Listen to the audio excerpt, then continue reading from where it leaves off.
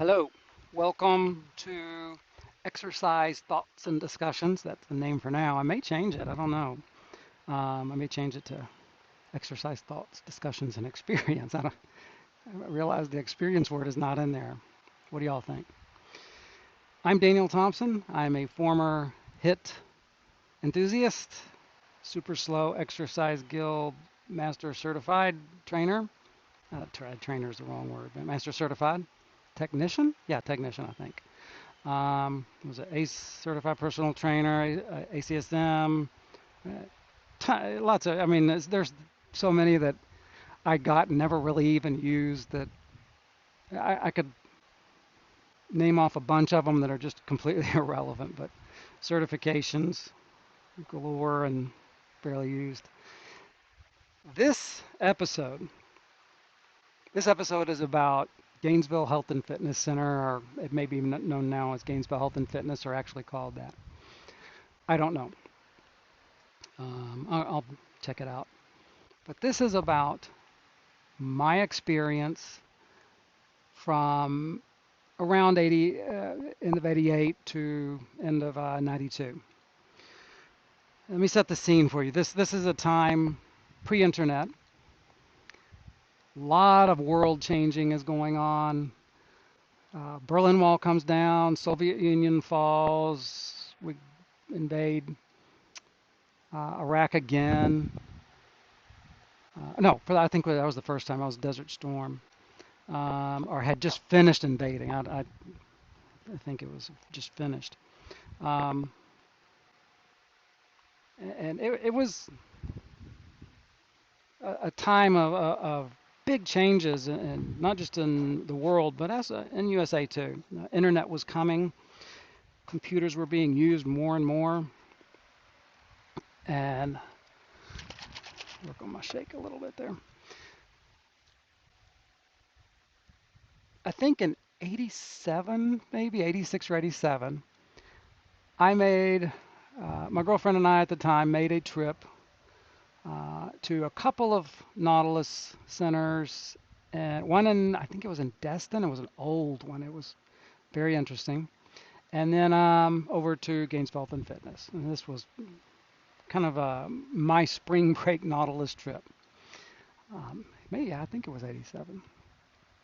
Um, I remember the first time I had seen Gainesville and Fitness in uh, pictures and pamphlets and read about it in the Nautilus diet, probably in a few other books. I think Big Arms, I think that was performed there. Yeah, yeah.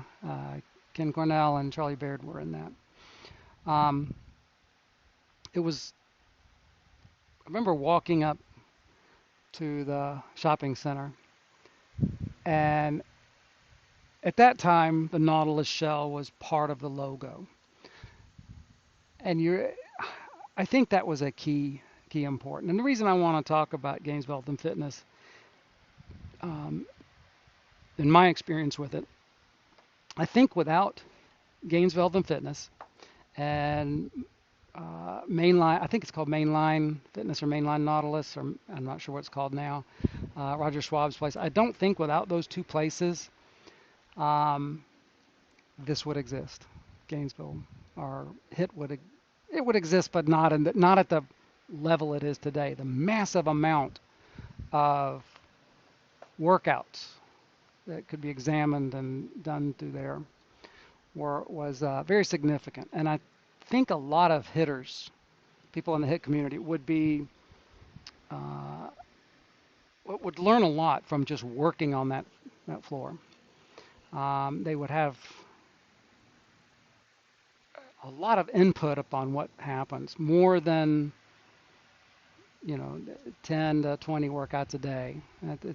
10 to 20 workouts every 15 minutes that you're doing. Uh, so I want to talk about the main line, that experience, but not just about that. Start off with a story. This is a story about Alexander and Alexander the Great. He and many of you probably heard this story, and I'm going to brief it up as quick as I can here. 50,000 of Alexander's men against almost a million of Darius's men. Darius, Persian, Alexander, Greek or Macedonian. And I don't know whether this battle actually happened or whether it's a story, probably something similar. Anyway, um, they were going to go into battle, and the men are in the camp, 50,000, and Darius's army was a conglomerate of different nations. They didn't speak all the same languages, and and they were like in a square section or whatever, and you would have patches of different people. Darius somewhere in there, probably in the back. Alexander, they're probably sitting around the camp, fire, planning out, and the soldiers are going, Alex, that's a million people. We can't fight that war. Alexander's probably using his knife to eat. And we don't need to fight them. We need to kill Darius. That's all. It's probably really something like that was probably all he said, and he probably went back to eating. Kill Darius. Kill Darius. That was what they focused on. They didn't have to fight a war. They didn't have to fight a battle. They had to kill Darius. And according to the story, they did kind of like this. You had them here. And they did kind of like this march this way, coming up. You had a line of the shield wall and people behind it and coming up. Well, the story goes, they, broke through. Everybody was starting to come down, and of course, the major part of the battle started getting pushed down, but they were able to break into the lines, and they were chanting, I guess, the Greek version of "Kill Darius, kill Darius, kill." They were all saying it, and of course, word got back to Darius that they had broken the line coming through, and they were chanting "Kill Darius." According to the story, Darius goes away, leaves, and the rest of the army scatters. They're just like, well, I don't know what to do. They're not really Darius. They're allied forces. Allied. I'm not saying this story to give any moral, to give any point. This story was part of a training program that Joe Cerulli implemented. It was part of the Brian Tracy management series. And Joe offered this training course to all the employees. You just had to sign up. That's the kind of leader Joe Cerulli is, or was. I haven't seen him in a long time, but I imagine he probably still is from the words I hear.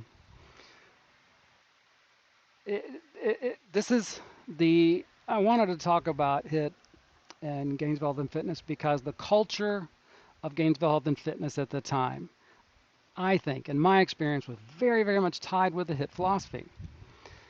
I think this was a very good thing. I think it was very productive, both for HIT and for Joe and for Gainesville Health and Fitness. So I'm going to tell you my experience of getting that job, actually going on that first vacation and getting the job and working on the main floor. The first time I walked in, and if you see pictures of the time, there's a little more neon involved and a little more pretty chrome, late 80s. Bright colors, Floridian colors everywhere. I loved it. It was awesome. So I go in, I tell them I'm here, and I'd called and tried to set it up, and I wanted to go see everything, but that was not their procedure. That was not their policy. So I followed their policy. I wanted to experience what this place was like. And the cheeriness, I don't mean over cheeriness, but the genuine attitude and cheeriness of the person I came into was very present. It was not, hi, welcome to such and such, nice to meet you. It was like, it was authentic. It's hard to explain and display authentic cheeriness. Greeted me, and they treated me just like any other guest. We could do free session. I'm traveling through. I came to see you guys. So they took me in, little thing, asked me about, I think my memory, I forget his name, tall guy, blonde hair, David, Small, I want to think which way, I don't think Small is correct, but um, he took me to the front line, and then different trainers going down to the line. I had been fairly practiced at high intensity training. By fairly practiced, I mean 3 times a week, as best I could, moving from exercise to exercise. That first time through made me realize I had not been doing HIIT. Just as a guest, just as a simple uh, fitness person coming through, just the main line just absolutely nailed me, just put me to the wall. Not really bad, but I was like, oh my God, I need to think about what I've been doing. I realized I had to step up my intensity, I had to step up my effort, and you don't know that until you've been through somebody taking you through that. Now, the effort with a personal trainer or the super slow exercise guild member is going to be actually quite a bit more than that. You think you're doing, by yourself, you think you're doing effort. You think you're producing effort. Oh, no, no. I was to find out later on how much was required. Um, After I finished the workout, I came back up front and I'm looking at my chart, and Mark Mink comes in, and I thought I recognized him. I said, "Hey, are you Mark Mink?" And yeah, I showed him. I was really glad to be here and everything. And I knew the Medex machines were around somewhere. I was like, I asked if I could see them. Sure, yeah, yeah. So he took me upstairs. And at that time, somebody please correct me on my memory of this. It had the Medex machines, and there was the area above the um, walk-in place, the greeting area, was where they had done a lot of the training for the Nautilus diet, where one-on-one training was to become personal training. But I think that's where they did a lot of the work for the Nautilus diet. And that was what I saw. But there were two Medex machines, and they were the original Medex lumbar extensions where your knee was bent. And see if I can do this. So you have the belt here. You have the belt here. Oh, by the way, if you're just listening, the belt is going across the thighs, both thighs, and then across both shins is another pad. Instead of going through the foot, it's coming through the pad. Yeah, I hate surgery, and relearning to pee and urinate right is difficult. Sorry, I don't. Different story, different video. Um,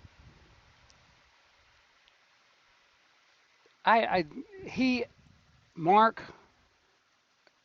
kindly, very kindly, is, yeah, I'll take you through. He took me through the full what was then called the work capacity test. You did 7 positions, lumbar extension, static test, exercise. My brain says 80%, but my practical experience that I remember was 50%. I'm not positive on that. Somebody correct me. I think it was 50% of the static effort. And my strength curve, both of them matched, but there was a dip on both. And I'm pretty sure I know why. Anyway, I finished that, and there was one of those. For those of you who were in Nautilus and were into Nautilus, especially Nautilus, remember that first time you got on the duo squat machine? Was it Dex Machina? Machina. I forget how to pronounce it. Obviously, I don't remember much Latin. It was that kind of experience that got in the machine. But this was a device that was just it had. I'm surprised holy water didn't come from it type thing. You know, you're really into that um, culture, that enthusiasm, and the devices similar to this one, Apple, have a enthusiasm to them, similar to the one I'm using now.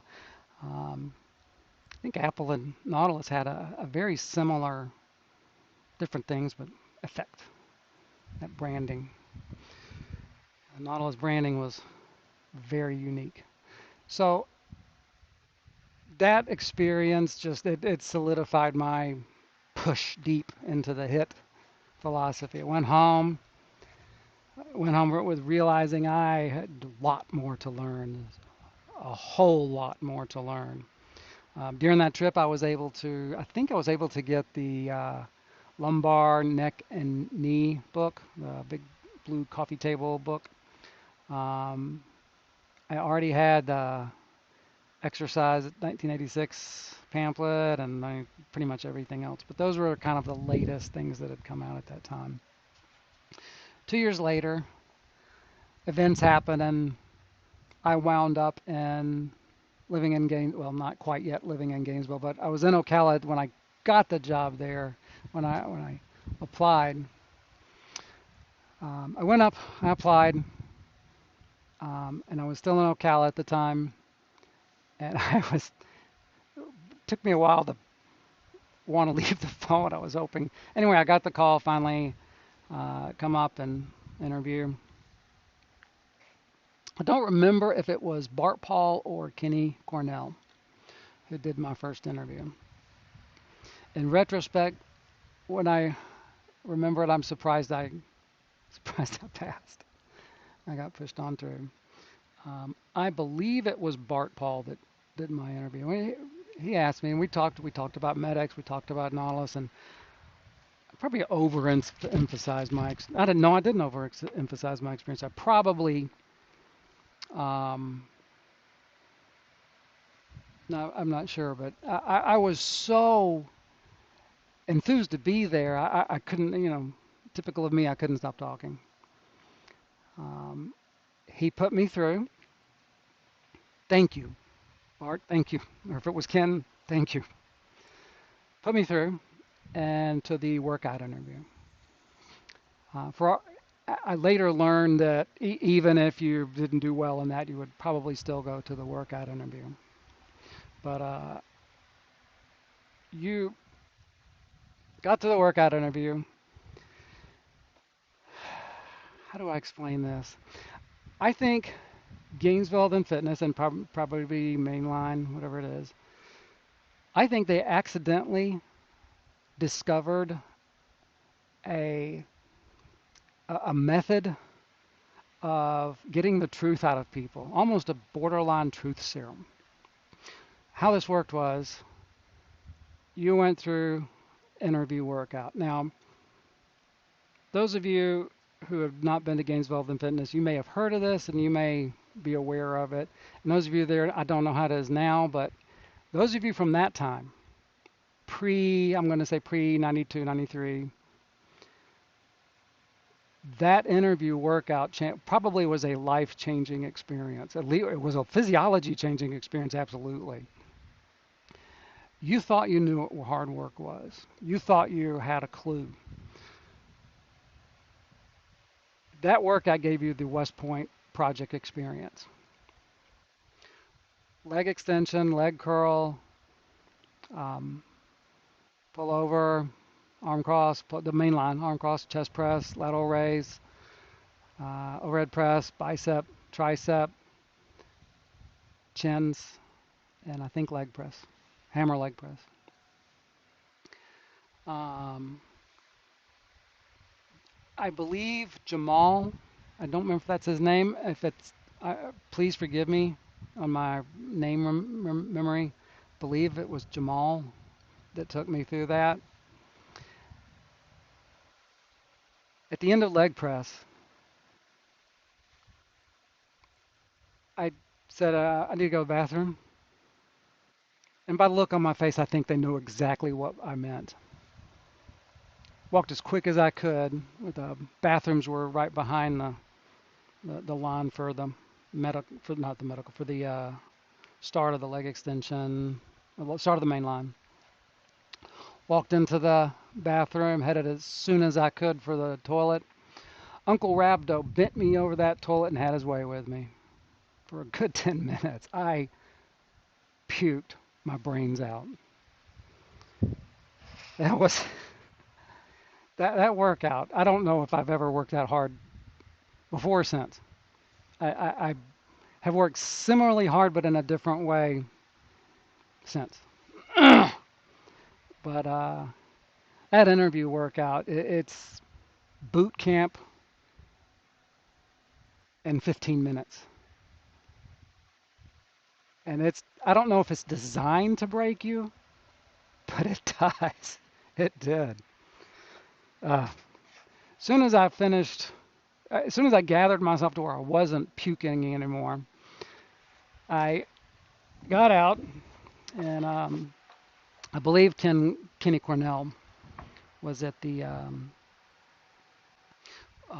was outside waiting for me. And we went upstairs to the deli. He sat down at the table with me. I don't remember that well, Ken. I don't remember the questions. I just remember the feeling. There was you could probably ask me any question, and I had no choice but to tell you the absolute truth because I could not think well enough to come up with whatever I thought you might want to hear. If you're in an interview, you're doing, you're saying things that you know they want to hear, and you're trying to be as forthright and truthful as possible, but you're elating your abilities, your skills. You cannot do that after an interview workout. Whatever you say is probably going to be the absolute truth you got at that moment. I don't remember what I said. I don't remember what I thought. I just remember putting the salt and water to try to get the vomit taste out of my mouth. I was more concerned about having vomit breath than answering the questions. We'll let you know. Uh, we'll let you know. My heart sank. I was like, I didn't make it. I it you're try. It felt like trying to get into Navy SEALs or something like that, and you had to ring the bell. Got home, 30 minutes drive. Uh, I'm not sure. You probably, if they looked at the records, it seemed like weeks. It seemed partially because of needing a job. It seemed like weeks. It was probably a few hours, maybe a day. Can you start on such and such? Yeah, yeah, I can. I was, like I said, I was living in Ocala to make sure. I'm not positive about this, but to make sure I got there on time, I came up and spent the night in the car in the parking lot to make sure that, because my car was not doing that great. I was worried that I wouldn't be able to. I was worried the car would break down on 75, and I didn't remember if I came up on 75 or 441, but I was worried the car would break down, so I came up early just in case. I knew that if I had to, I could walk. I could walk that, at least from the time I left. Slept in the car. It was cool. It was cold actually. I think it was January, February, May, maybe. I think it was that time. So it wasn't too hot. Um, and my first day, came in, had my dress, and then go through the orientation. I don't remember much about that, but Gainesville Fitness had a program called Shadow Team, and you follow a very good instructor, mainline instructor. You follow them intensely. Now, the shadow program at Gainesville Fitness, I think, was an intensive part of the corporate culture.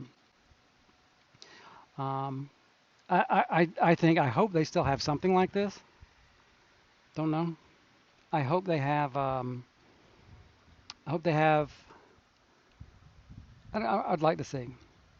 While I'm here in this point, I would love to hear from people who were there at the time, who were there at the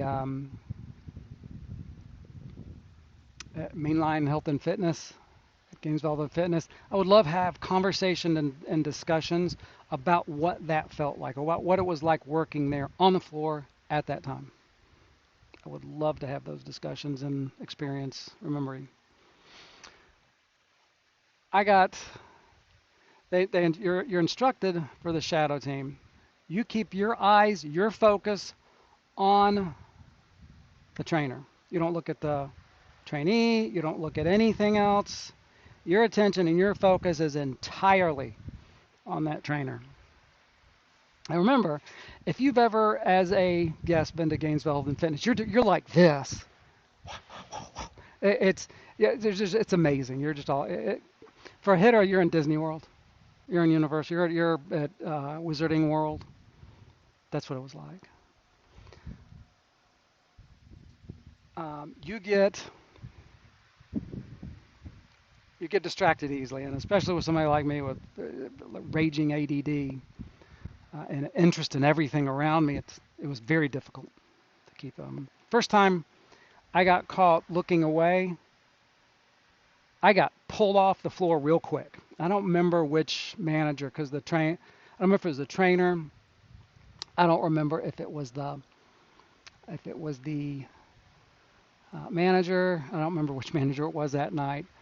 Um, but I got firmly, directly admonished. You need to be paying attention to the trainer. Keep your eyes on the trainer. Okay, yes. Maybe an hour later, I'm looking at not the trainer, I'm looking at the trainee. Get pulled off again. Okay, we're going to send you home. When they said those words, I I've had situations in my life where you have a physical sensation. I've had a gun pulled on me once. That's a life-changing experience. Oh, no, twice. First time it was a life-changing experience.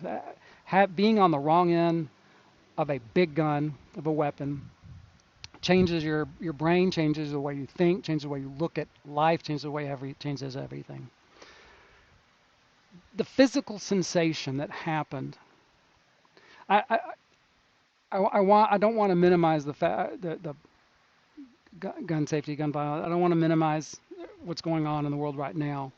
I'm talking about the experience, the physical sensation that happens. It's nowhere near as dangerous. I'm just the physical sensation. The physical sensation I had when they told me, we're going to send you home, it was the exact same as having the gun pulled on me. I nearly shit my pants.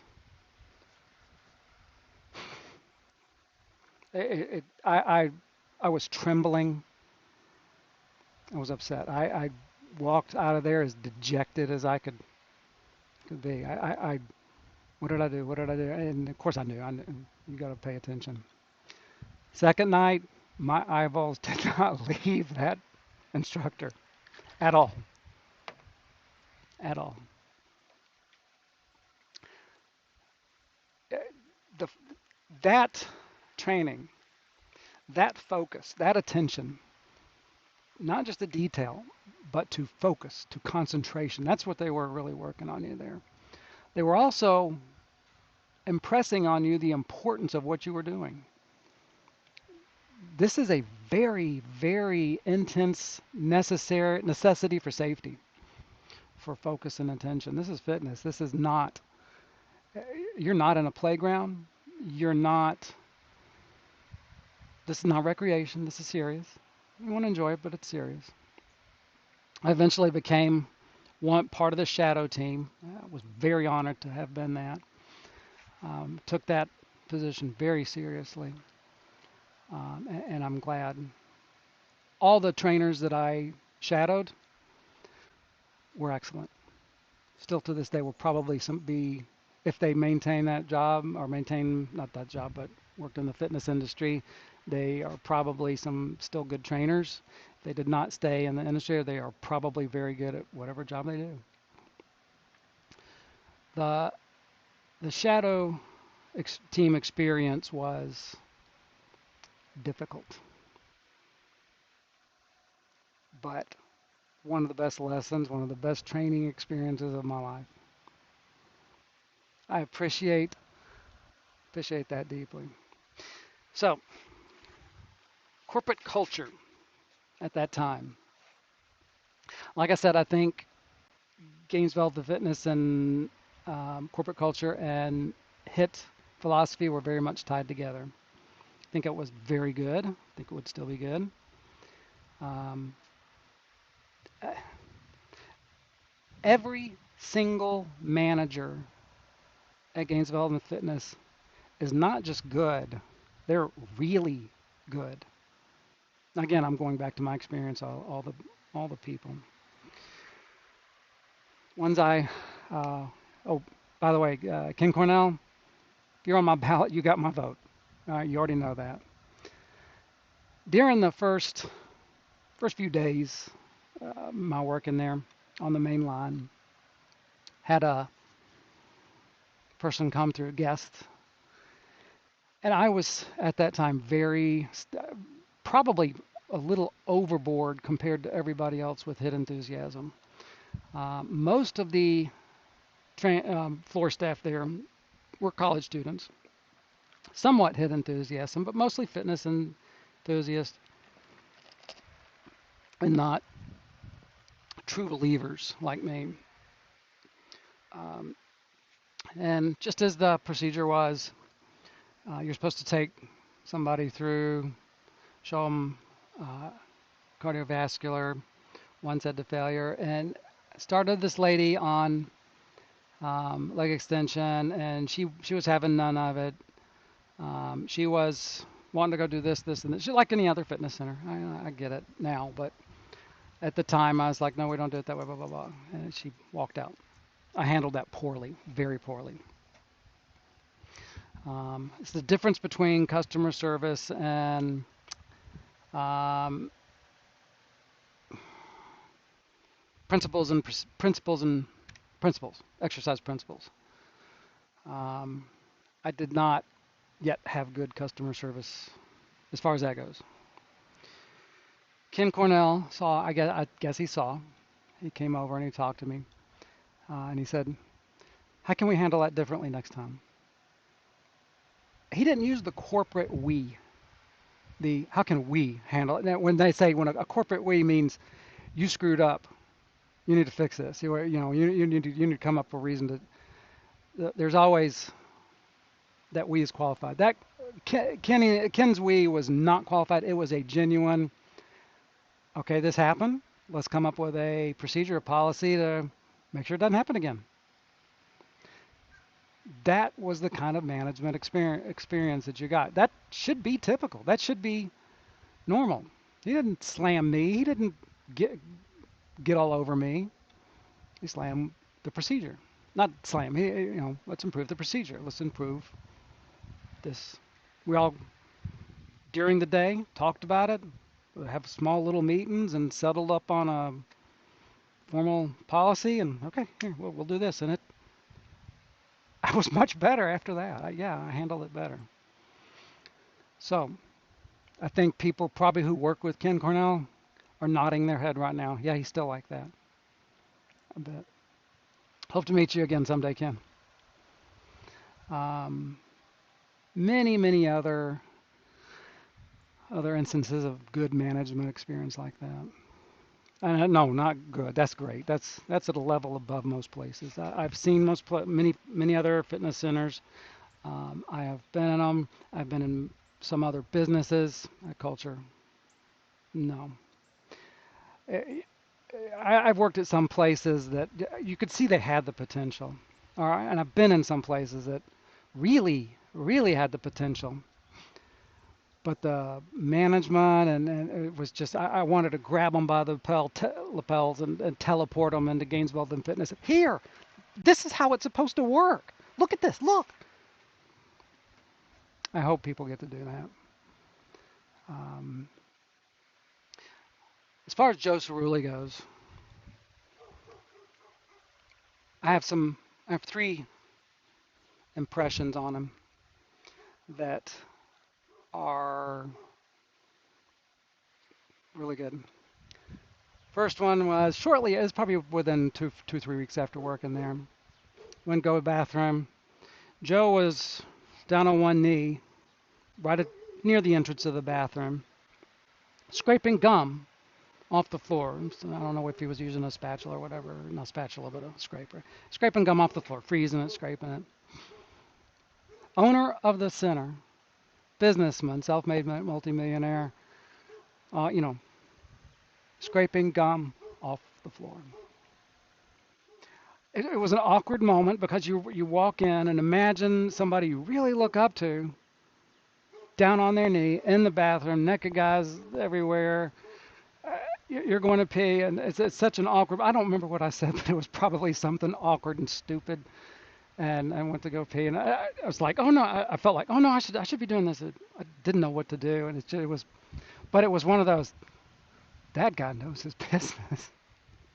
Second time, saw something similar. He was up in the deli, was filling salt shakers.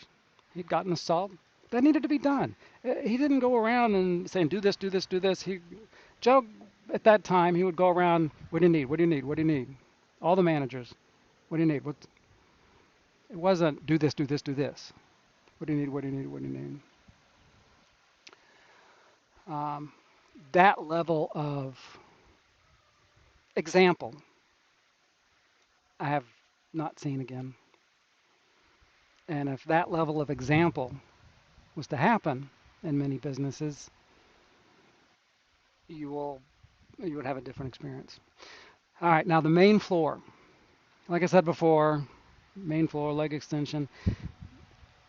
The first thing I want to say is what I remember most is the motor memory experience.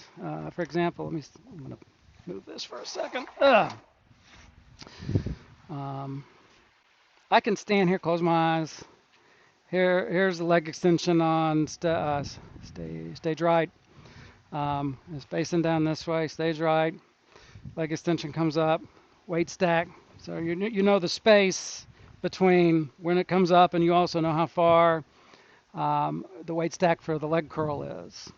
And then between the leg curl and the pullover, you know the distances and when things move. So you kind of got used to moving in and out.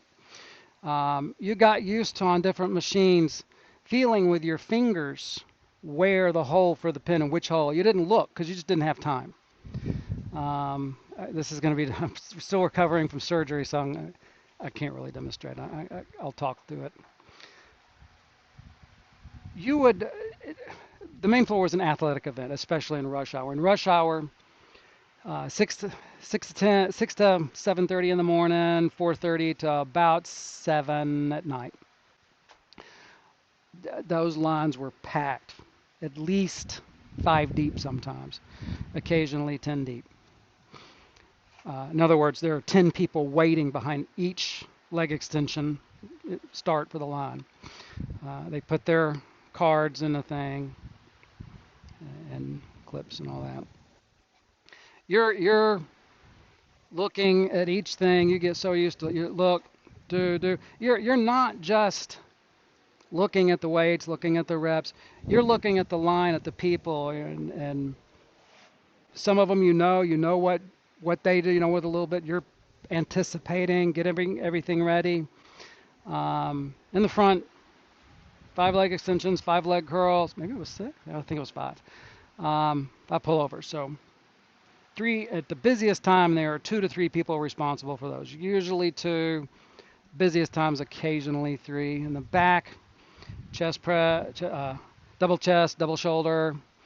That They had their own people, and in the back, usually one with a plate loader, bicep, tricep, two pinched fingers all the time. Um, you were in absolute constant motion from the moment you stepped on that floor. It was you were moving. There was no point other than sitting on the toilet or standing in front of it, which you got a break. And you didn't really need one. Some days you could be completely on target, and it felt like you had precognition.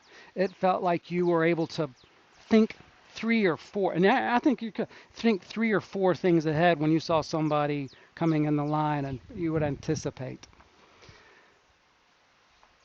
The level of moving was always continuous, always busy. You're not a majority of the job is setting up each person. You want to make it so when a person comes in, they grab their card, they hand it to you. They don't have to think about working out. All they think about is producing effort. They come in, they show up, they go through the main line, do a few things, produce effort. You take care of the busy work. Is probably actually a trainer's main job, but on the main line, people should not have to think about anything other than effort. And you wanted to try to do that. You wanted to make sure everything was set up before that so they didn't have to do their own set and they didn't have to adjust anything. We adjusted everything. Sit, push, sit, push. So a majority of the job is preparing the device, getting it ready, sometimes limiting the range on pullover, arm cross, and it got, for many new trainers, it's easy to push people to it. I'll go into about personal training and pushing people too hard, but for new trainers have a tendency to push people too hard. Too many extra, I call extra reps, not forced reps, or you're helping too much.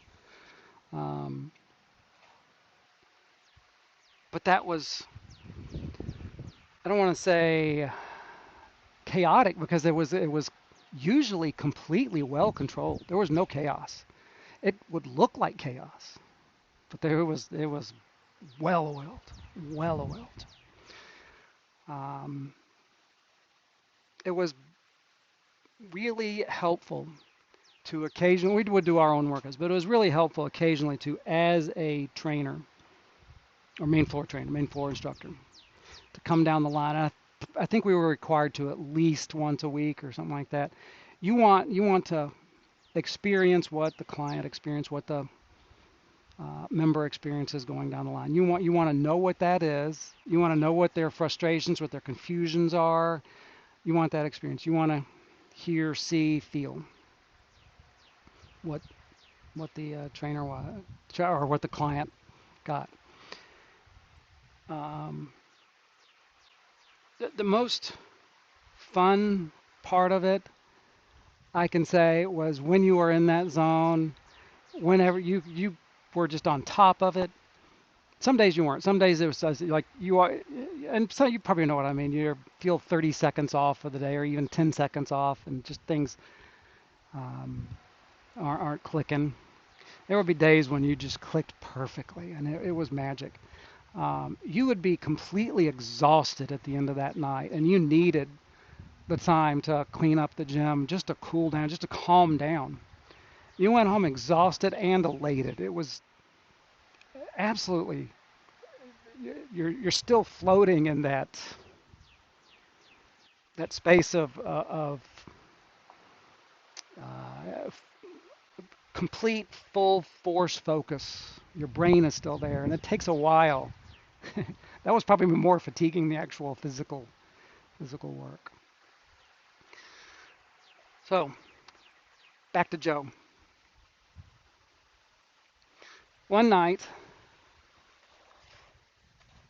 and I think John Kirk was the floor manager that night. And John Kirk, if I'm wrong, please correct me, and whoever the floor manager may have been. And I hope Joe may pop in here and mention on this story. One night we got backed up. really backed up. Maybe 15, maybe 20 D. It was too much. It was too much.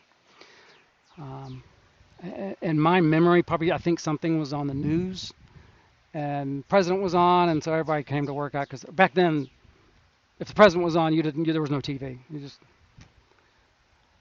yeah. So the gym was more packed than normal. We had a full staff that night, three up front, I think four in the middle and two in the back, and the next run. So it was completely full there. So we were not understaffed, but we were choking. We had a bottleneck. We were choking. Joe comes down. I don't know if he was already there, if he just happened to see it, and he comes out and he's like, "What's going on?" And John, of course, we're just backed up, and Joe's like, "Well, get him moving. Let's go." And he's like, "Do what we can." Joe didn't yell, didn't scream, didn't get mad.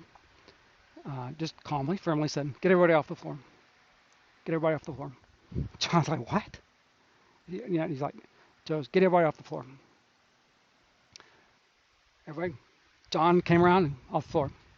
The place was packed. I mean, somebody is on every machine in the in the fitness center, including ones in the supplement area, including the ones free weights, including cardio. There is not a machine that is not occupied. There's not free weight not being used. It was busy. Get them off the floor. Joe Cerulli manhandled that floor. I'm going to go man there. Manhandled that floor. And I don't mean mean. He took control. He took command. I looked over at John while Joe was going. Jaw dropped. So were some of the other. And it was one of the most impressive scenes of Joe Cerulli I really remember. That man covered and completed every person on the floor. In the main line, not the super supplementary. Everybody else is doing their own thing, but on the main line, that's where most of the training went. He covered every single device, every single machine, every single person. Was able to give some spots to people. The whole floor, the entire floor, cleared that bottleneck out probably in 10, 15 minutes. I had rolled up his sleeves and he was going to town.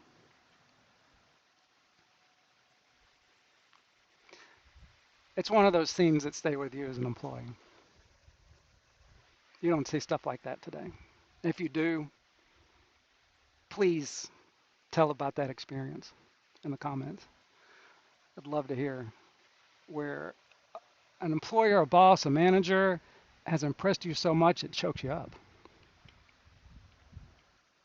It was good.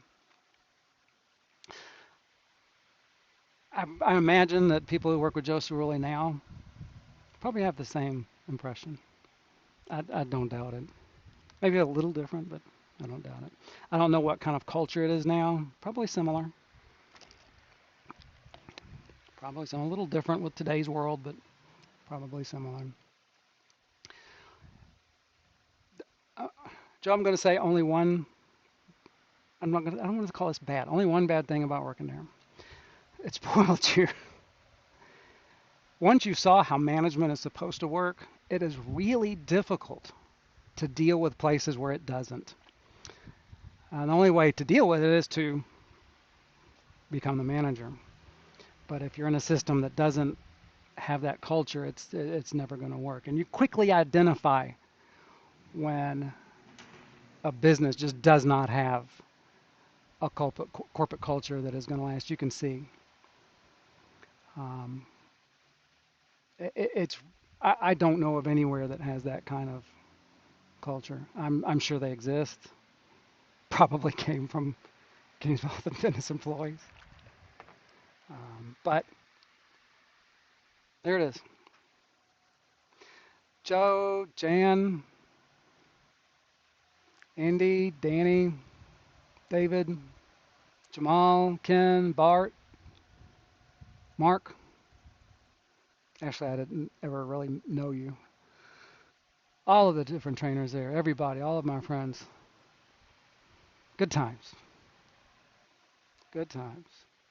And I think it influenced us all. I think it was one of those things that really opened our eyes to how a company should be run. Joe, thank you for that. And I hope if you're working at Gainesville and Fitness now, even today, you're just floor instructor, you come into work, go stand on the floor for a second before you start and take a look around. Take a gander. Look at the machines, look at the pens, look at the people, look at the environment, look at the carpet, look at the colors. Take it all in. You're going to want to remember it.